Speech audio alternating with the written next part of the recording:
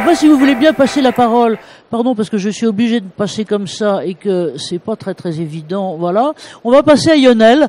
Lionel Giovanelli, alors il est plein de trucs, Lionel, c'est que nous on le connaît comme expert innovation, intégration de ces dispositifs d'assistance physique et du ergonome de démarrage. Il est aussi, je crois, membre tout à fait actif au niveau de ce qui est la normalisation à la fois européenne et internationale sur ce genre de dispositif qui va, j'allais dire, au-delà des exosquelettes. Alors on se connaît depuis le début, donc j'allais dire, je vais pas dire que j'avais vu les gros machins initiaux il y a 5-6 ans, mais c'était en gros ça, et ça a beaucoup changé en allègement de matériel, en qualité d'adaptation et autres. Et là maintenant, alors je t'ai mis deux visuels, l'un qui est, j'allais dire, les trucs classiques que vous faites, et après les choses tout à fait innovantes que vous êtes en train de développer là maintenant. Donc Lionel, c'est à toi, pardon, je me réinstalle là.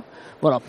Oui, donc bonjour. Donc là voilà quelques exemples d'activités que l'on peut faire dans la maintenance des trains à la SNCF.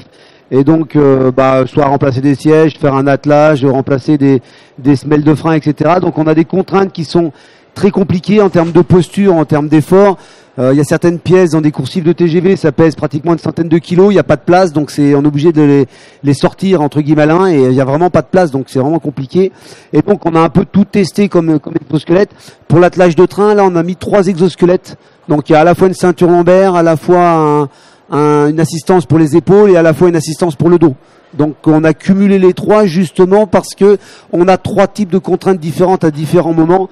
Donc là-dessus, si ça vous intéresse, j'ai fait un poster au congrès de travail sur cet exemple-là.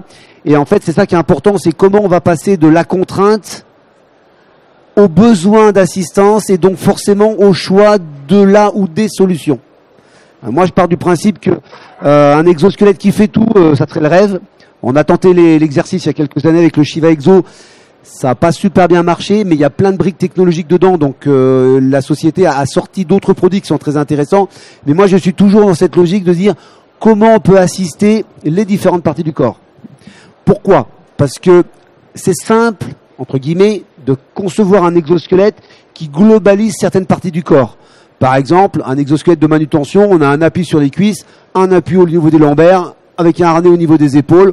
On a globalisé genoux, hanches, dos, et ça fonctionne. Ça marche bien, il n'y a pas de souci là-dessus. Mais le problème, c'est que moi je pars du principe que l'être humain, c'est pas ça. Il faut revenir à l'humain et oublier l'utilisateur ou l'opérateur. Donc en fait, un être humain, il faudrait qu'on assiste le genou, les genoux, les hanches, le dos, les dorsales, etc. et les épaules. Et donc il faut différencier un peu tout ça. Donc ça c'est le sujet globalement de ma thèse, où j'essaie de proposer une nouvelle méthode de conception non pas centrée sur l'utilisateur mais sur l'humain. Donc je propose des exosquelettes sur le corps complet, mais par exemple pour l'épaule, moi j'essaie d'assister l'épaule. Je me fiche de ce que fait l'agent, ça m'intéresse pas. Moi, je travaille sur l'humain, qui fait que quand l'humain, il va travailler, il va devenir un opérateur, il va lever les bras, il aura une assistance, puisque de toute façon, je l'ai assisté en tant qu'humain. Donc c'est un peu la rupture que j'essaie de faire dans le monde des exosquelettes. Oui, c'est une forme de rupture c'est une vraie rupture en tout cas de regard et d'approche. J'essaie de changer un paradigme, en fait. Ouais. Voilà. Donc, avant de vous reparler d'exosquelettes, attends, je m'en occupe. Les tripes de l'ordinateur à défaut d'une autre. Donc, avant de revenir sur la partie exosquelette, certains collègues disent que j'ai 10 000 idées à la minute. Alors, malheureusement, elles sont pas toutes bonnes, et puis j'ai pas le temps de toutes les faire. Mais de temps en temps, il y en a une qui sort et qui est pas mal.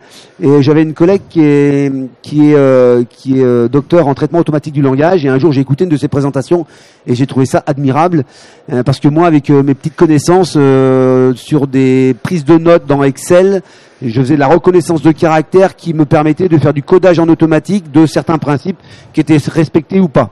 Par exemple, le dos aligné, en automatique, il reconnaissait dos aligné, qui fait qu'il me cochait un principe qui me permettait de montrer que le dos était bien. Et je me suis dit, mais ça peut être intéressant d'aller plus loin. C'est comment on pourrait faire par du traitement automatique du langage sur des entretiens en ergonomie, sur des études de poste.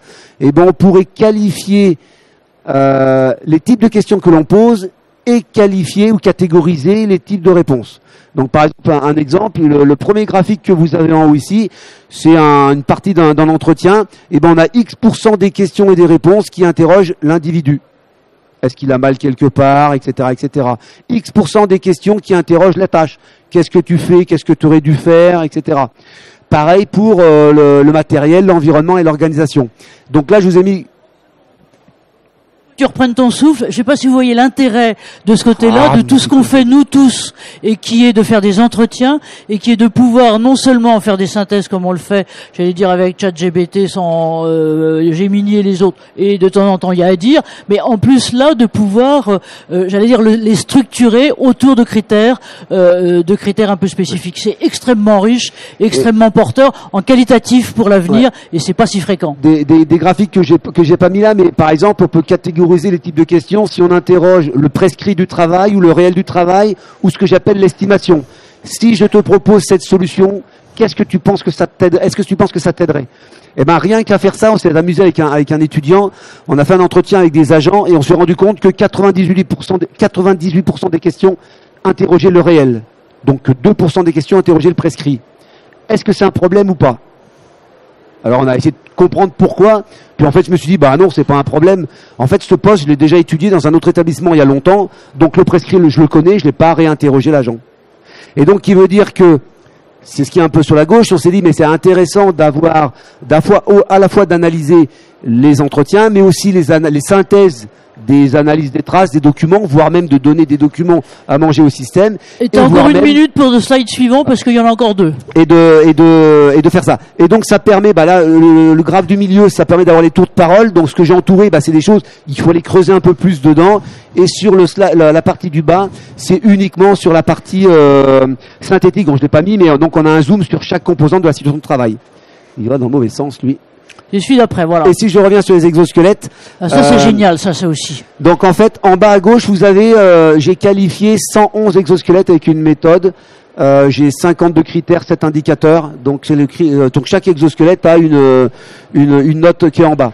Mais ce qui m'intéresse, c'est pas forcément la note globale de l'exosquelette. Moi, ce qui m'intéresse, c'est comment je vais choisir cet exosquelette.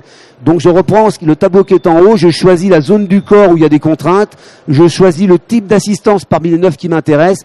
Je clique sur mon bouton. Il me recalcule les notes et il me propose des exosquelettes. Donc, en bleu, on a les notes globales et en orange, on a les notes sur l'assistance physique. Et c'est ce qui va permettre. Alors, il n'en propose pas qu'un seul parce que le système n'est pas là pour en proposer un.